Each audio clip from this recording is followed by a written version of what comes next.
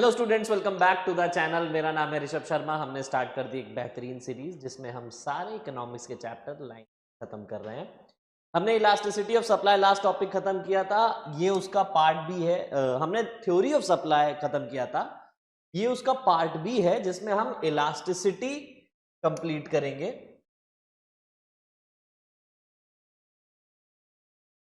खुल जा सिम से।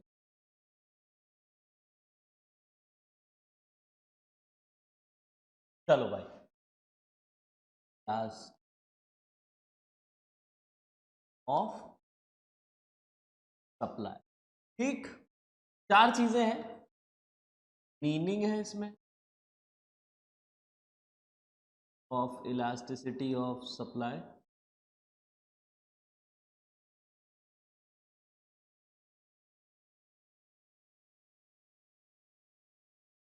दूसरा है हमारा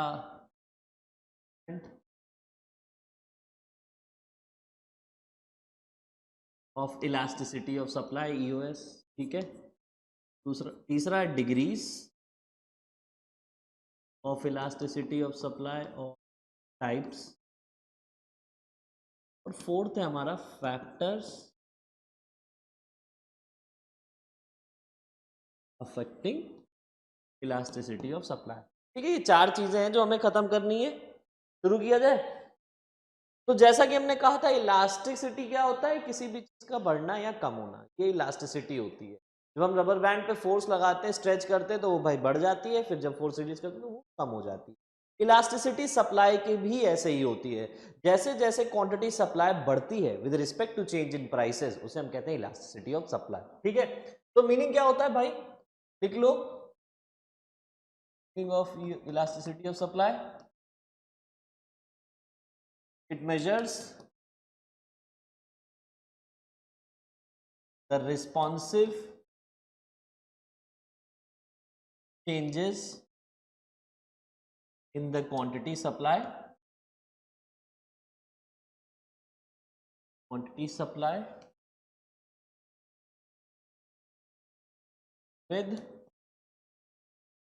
with respect to change in its own price। ठीक, क्या होता है? It measures the responsive change in quantity supply. Quantity supply में कितना चेंज आता है जब उसकी ओन प्राइस में चेंजेस आता है। तो हम इसको ये भी लिख सकते हैं, it refers to the ratio of percentage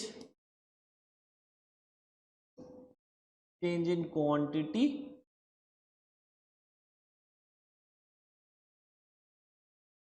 supplied to the percentage change in price.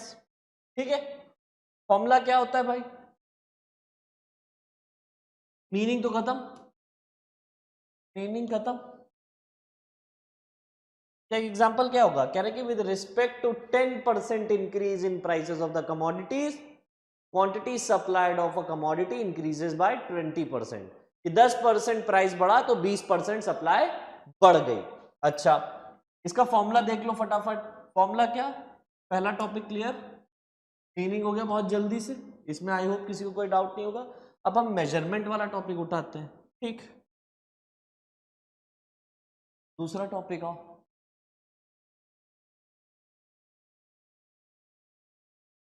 Measurement of elasticity of supply. है ना? किस तरीके से मेजर करते हो? हम करेंगे परसेंटेज मेथड की बात।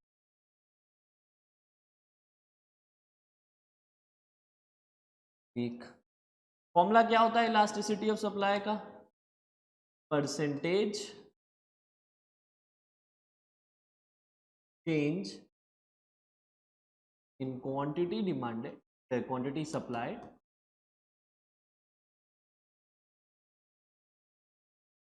To the percentage change in its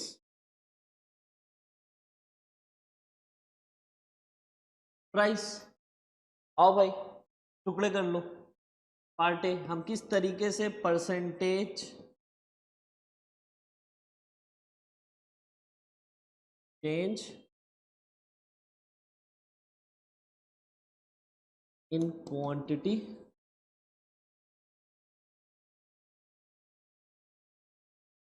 supply निकालेंगे।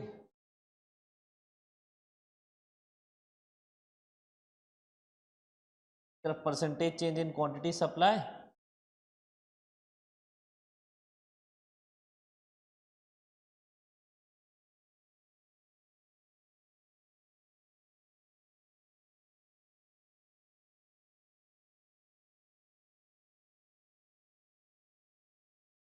ठीक।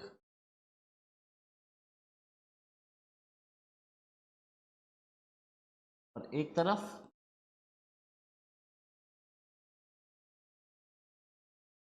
परसेंटेज चेंज इन प्राइसेस, देख लो कैसे निकालते हैं। तो यहां कह रहा है percentage change in quantity demanded, किस तरीके से निकालोगे परसेंटेज, मैं इसको शॉर्ट में लिख दे रहा हूं, percentage change in quantity supplied, bar bar demanded निकल रहा है मुंह से, ठीक है। क्या होता है change in supply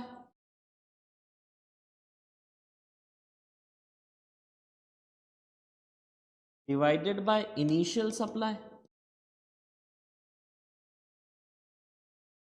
multiplied by 100। क्या बोलेंगे इसको, delta quantity supply divided by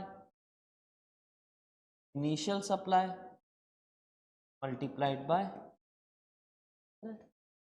ठीक। डेल्टा एस बोलते हैं change in supply, quantity supply change in supply normal. यहां आ जाओ भाई, परसेंटेज चेंज इन प्राइस कैसे निकालोगे,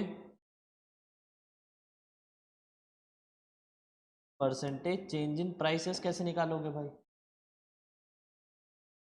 change in price divided by initial price multiplied by 100। Now क्या कहने का कुछ, कैसे लिखोगे, delta P upon P into, अब इलास्टिसिटी ऑफ सप्लाई का फॉर्मूला क्या होता था, percentage change in quantity supply को ऐसे लिख लो, यहाँ पे डेल्टा सब quantity supplied upon supplied into 100। Percentage change in quantity supply को परसेंटेज चेंज इन प्राइस को कैसे लिखेंगे, delta P upon P multiply 100 cut गया, क्या बचा, delta quantity supply divided by supply, delta price divided by price, ये चीज उठ के देखो क्या किया हमने,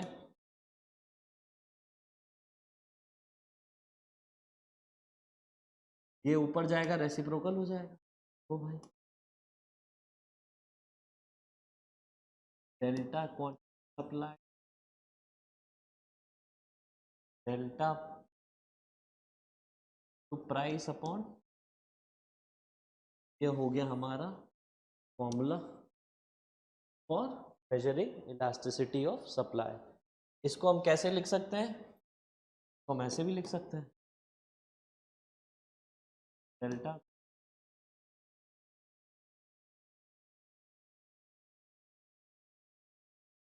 ठीक। अच्छा यहाँ पर मैंने क्वांटिटी सप्लाइड लिखा है और चेंज इन क्वांटिटी सप्लाइड लिखा है, तो इसका मतलब ये नहीं है कि आपने सप्लाई को डेल्टा क्वांटिटी डिमांड से ले लो, इस तरीके से ये वाली गलती मत कर देना, ठीक है। तो मैंने यहाँ पर, अरे ये हमारा हो गया फॉर्मूला, ठीक, ये हो गया हमारा फॉर्मूला। और भाई आगे देखे क्या है, ठीक भाई,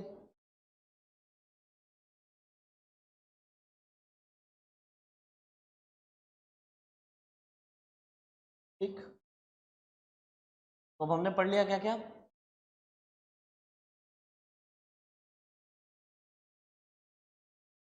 मेजरमेंट ऑफ इलास्टिसिटी ऑफ, अब पढ़ेंगे degrees of elasticity, degrees of elasticity.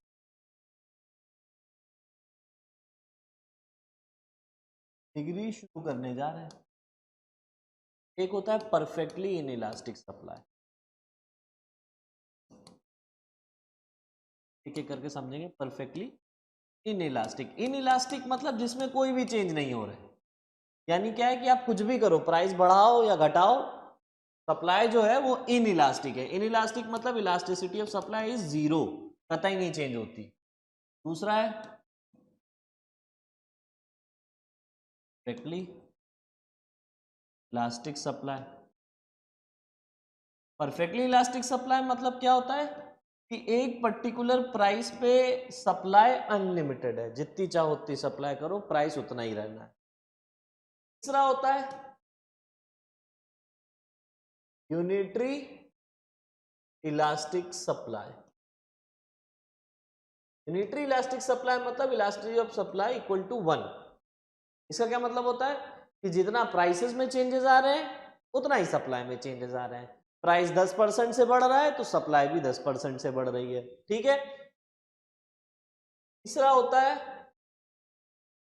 Less than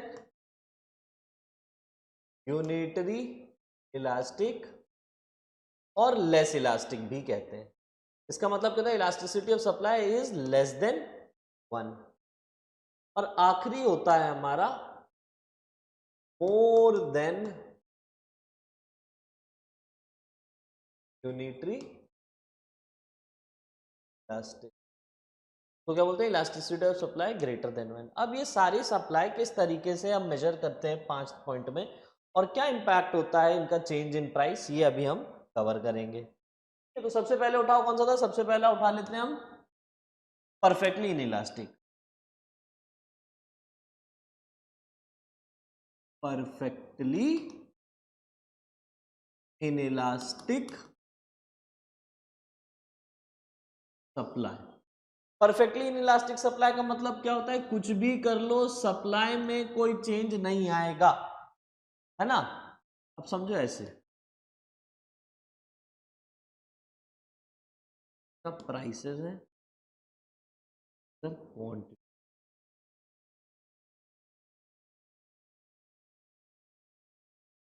एक पर्टिकुलर क्वांटिटी ही है OQ, फिर प्राइस चाहे OP हो, P1 हो, 2 हो, क्वांटिटी मेरी जितनी है उतनी ही है।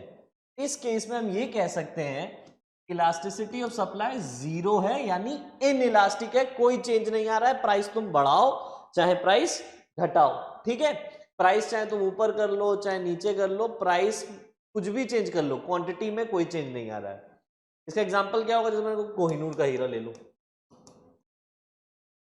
कोहिनूर, मैंने कहा ज्यादा पैसे दे देंगे तो क्या 2 कोहिनूर मिल जाएंगे? पॉसिबल नहीं है। तो पैसे से कोई लेना देना ही नहीं, कोई इंपैक्ट नहीं पड़ रहा सप्लाई का, ठीक है। मैं कहा मोनालिसा की पेंटिंग, ठीक है, कि ज्यादा पैसे देंगे तो 2 बना के दे दोगे, ऐसा नहीं, ठीक। तो ये क्या है, इस केसेस में, इन तरीके के केसेस में क्या इलास्टिसिटी ऑफ सप्लाई पूरी तरीके से जीरो है, इनइलास्टिक है, कुछ भी नहीं चेंज कर सकते, ठीक। दूसरा आता है परफेक्टली इलास्टिक सप्लाई। देखो परफेक्टली इलास्टिक सप्लाई क्या कह रहा है,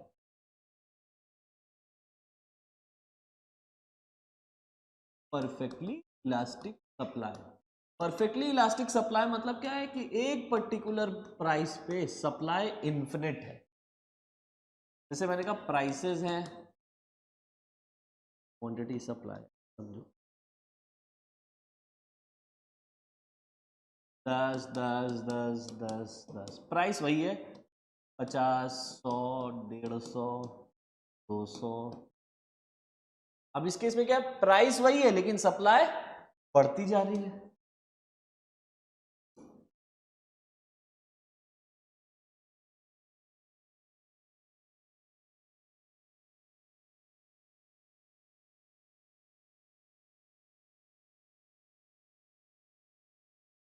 एक पर्टिकुलर प्राइस पे 50 है, 100 है, एंड सो ऑन। तो इस केस में हम क्या है, इलास्टिसिटी ऑफ सप्लाई को कह सकते हैं इन्फिनिट है, एक प्राइस पे जितना चाहे ले लो यार, कोई टेंशन। तो ये होता है परफेक्टली इलास्टिक सप्लाई, कि जितना चाहे उतना इलास्टिक है, जितना चाहे उतना स्ट्रेच करो, इसको कोई टेंशन नहीं, प्राइसेस सेम है। अगर प्राइसेस में चेंज आएगा तो सप्लाई में एकदम जीरो हो जाएगी या प्रॉपर चेंज आ जाएगा, ऐसा समझिए। कि यूनिटरी इलास्टिक सप्लाई पे आओ भाई, यूनिटरी इलास्टिक।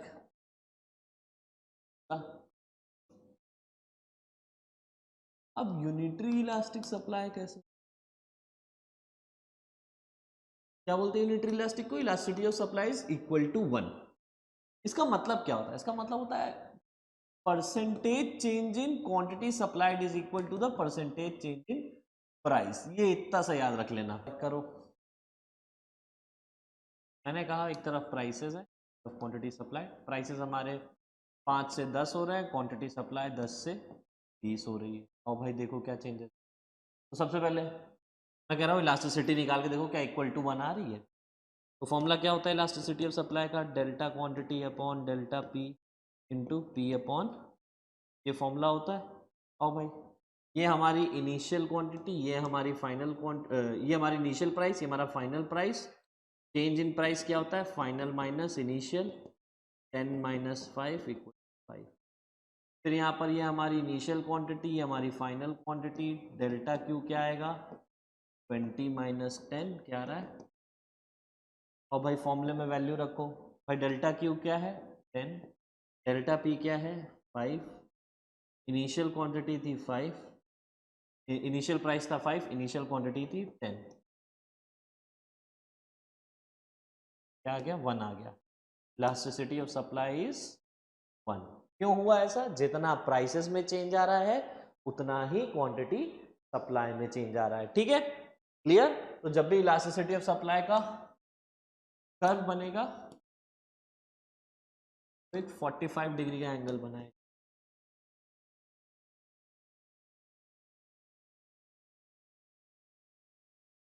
ये हो गया, जितना प्राइस में चेंज है उतना ही क्वांटिटी। और यहां पर ऐसे लिखो, elasticity of supply is equal to 1। ठीक है, जितना प्राइस में चेंज है उतना ही क्वांटिटी में भी चेंज आ रहा है। ये हो गया यूनिटरी इलास्टिक। इसके बाद आता है क्या? मोर देन यूनिटरी, मतलब elasticity of supply is greater than 1। अब मोर देन यूनिटरी है, इस साइड है, तो क्या होगा भाई? Percentage change in quantity supplied is greater than percentage change in price. ऐसे समझो कि क्वांटिटी सप्लाई में बहुत ज्यादा चेंज आ जाता है अगर प्राइस में थोड़ा मोड़ा चेंज भी आता है। ऐसा जनरली होता है लग्जरीज के साथ कि थोड़ा बहुत सस्ता हुआ तो तुरंत लोग भाग के खरीद लेते हैं सारा सामान। ठीक, तो ये होता है इलास्टिसिटी ऑफ सप्लाई का यूनिट, मोर देन यूनिटरी। अब इसका एग्जांपल देखो कैसे होगा। प्राइसेस दिए गए हैं,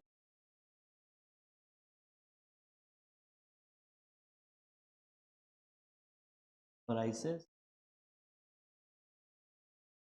परसेंटेज, प्राइस में 10 से 15 का चेंज आया, क्वांटिटी में 100 से 200 का चेंज आया। तो भाई बहुत ज्यादा चेंज आया।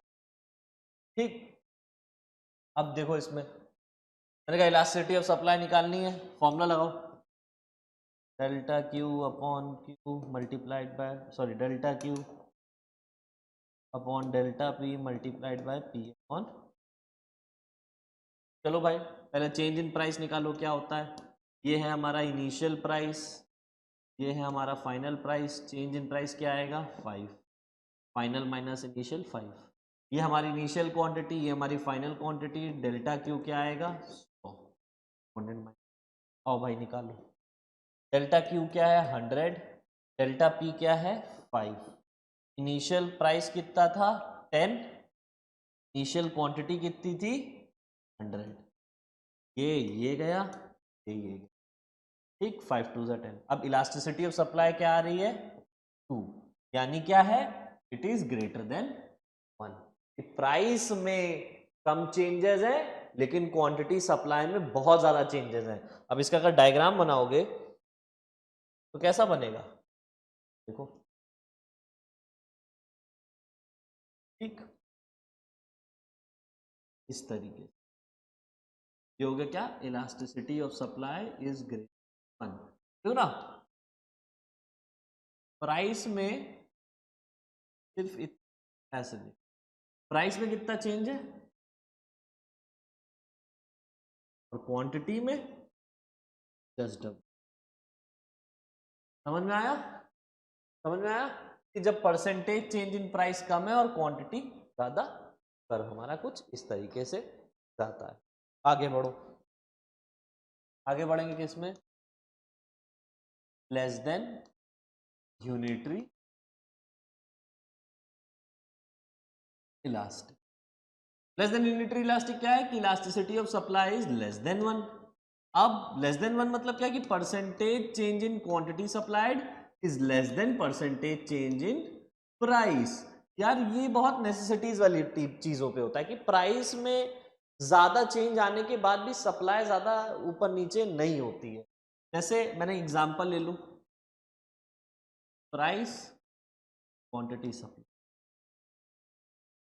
का प्राइस 50 से 100 हो गया है लेकिन क्वांटिटी 10 से 15 ही। अब बताओ, अब इसको देखते हैं भाई। फिर से मैंने कहा चलो निकालो, फॉर्मूला लगाओ, delta Q upon Q divide by are bar, delta Q upon delta P multiplied by P upon. चलो भाई, ये इनिशियल प्राइस, ये फाइनल प्राइस, डेल्टा पी क्या आ रहा है 50, ये इनिशियल क्वांटिटी, ये फाइनल क्वांटिटी, डेल्टा क्यू क्या आ रहा है 5। ठीक, फॉर्मूले में वैल्यू रखेंगे 5 upon 50 multiplied by initial price 50 divided by, ठीक। तो भाई ये गया 5 1 जा 5, 5 2 तो 1.2 दैट इज 5.5 क्या हो रहा है? ये क्या हो रहा है? इलास्टिसिटी ऑफ सप्लाई हमारा आ रहा है 0.5 विच इज लेस देन, ठीक। ये हो गया। अब इस केस में क्या है कि प्राइस में तो बहुत ज्यादा चेंजेस आ रहे हैं लेकिन क्वांटिटी सप्लाई में कम। अब इसका डायग्राम बनाओ, कैसे बनाओगे?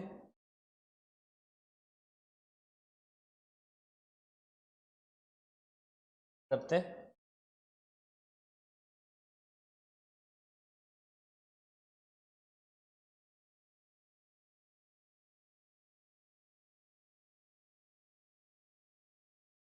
तो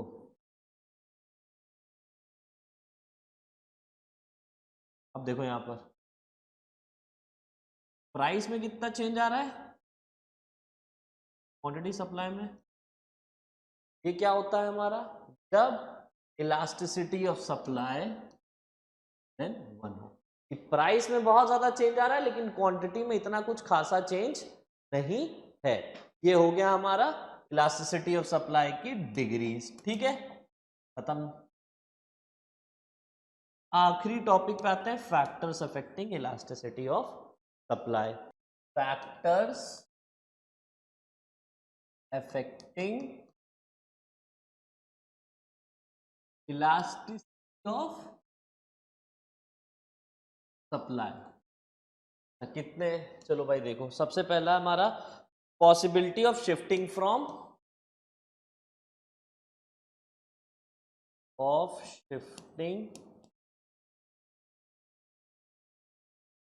प्रोडक्शन। इसका क्या मतलब होता है? एक फार्मर था, ठीक,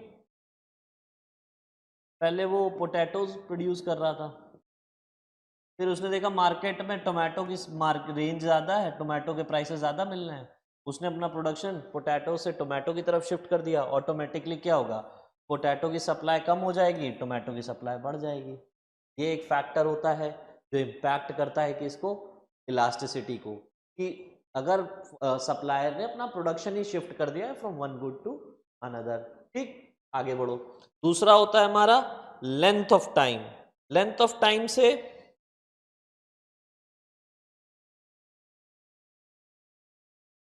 इलास्टिसिटी को क्या इम्पैक्ट आता है? देखो, शॉर्ट पीरियड में और लॉन्ग पीरियड में फर्क होता है।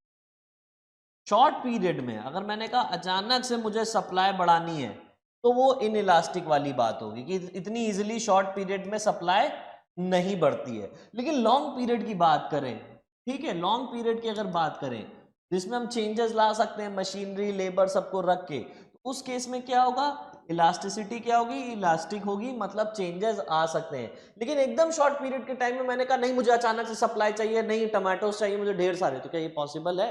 नहीं पॉसिबल है। शॉर्ट पीरियड में तो हम चेंजेस नहीं कर सकते सप्लाई में, लेकिन लॉन्ग पीरियड में क्या होता है, अगर मैंने कहा 2 साल 3 साल 4 साल इतने का टाइम मिल रहा है, तो ऑटोमेटिकली सप्लाई में कुछ ना कुछ चेंजेस तो आएंगे ही आएंगे। आगे बढ़ो भाई। नेक्स्ट आता है हमारा behaviour of cost of production. ठीक है, behaviour of cost of production. ठीक है, अच्छा कॉस्ट ऑफ प्रोडक्शन से सप्लाई पे क्या इंपैक्ट आता है? मेरी बात आपको पता होगी कि हमने फैक्टर्स पढ़े थे सप्लाई में। कॉस्ट ऑफ प्रोडक्शन अगर इंक्रीज होता है तो प्रॉफिट मार्जिन, अगर कॉस्ट ऑफ प्रोडक्शन इंक्रीज होगा तो प्रॉफिट मार्जिन जो होगा वो कम होगा, क्वांटिटी सप्लाई ऑटोमेटिकली कम हो जाएगी। और अगर कॉस्ट ऑफ प्रोडक्शन कम होता है तो प्रॉफिट मार्जिन ज्यादा होता है, तो सप्लाई बढ़ जाती है। ठीक है, ये एक पॉइंट हो गया हमारा किसका, behaviour of cost of production. ठीक, आगे बढ़ते हैं भाई, आगे बढ़ो फटाफट, आगे बढ़ो। चलो नेक्स्ट है नेचर ऑफ कमोडिटीज प्रोड्यूस्ड। ठीक है, नेचर ऑफ कमोडिटी प्रोड्यूस्ड। अब मुझे एक बात बताइए, दो तरीके की कमोडिटीज हैं, एक तरफ है एसी, टीवी, फ्रिज, है ना, एक तरफ है फ्रूट्स एंड वेजिटेबल। किस तरीके की कमोडिटी की सप्लाई इलास्टिक होगी और किसकी लेस इलास्टिक होगी, आप मुझे बताइए। देखिए लॉजिक सी बात है, सिंपल सी बात है, इसमें जब चेंजेस आएंगे प्राइसेस में, तो इसके जब इसमें चेंजेस आएंगे, एसी, टीवी, फ्रिज, जब इन सब के प्राइसेस में चेंजेस आते हैं, तो ये ऑब्वियस सी बात है कि इनकी सप्लाई या तो बढ़ती है या तो कम होती है। लेकिन फ्रूट्स एंड वेजिटेबल्स के साथ क्या है कि ये है पेरिशेबल गुड्स। पेरिशेबल मतलब क्या होता है, एक सर्टेन टाइम पीरियड के बाद इनकी कोई कीमत नहीं रहेगी, किसी लायक नहीं रहेंगे, तो ऑटोमेटिकली सेलर को इसे कम प्राइस में भी बेचना पड़ता है। ठीक है, तो इनकी डिमांड क्या होती है, इलास्टिक होती है, लेकिन इन सब की इन इलास्टिक। एक सर्टेन टाइम पीरियड में हमें निकाल देना, नहीं तो हमें जो पैसा मिल रहा है वो भी नहीं मिलेगा। तो ये हो गए हमारे factors of elasticity of supply. I hope आपको यहां तक समझ में आ गया। बहुत शॉर्ट सी वीडियो में हमने इलास्टिसिटी ऑफ सप्लाई खत्म किया है। मिलेंगे नेक्स्ट क्लास में। Thank you class.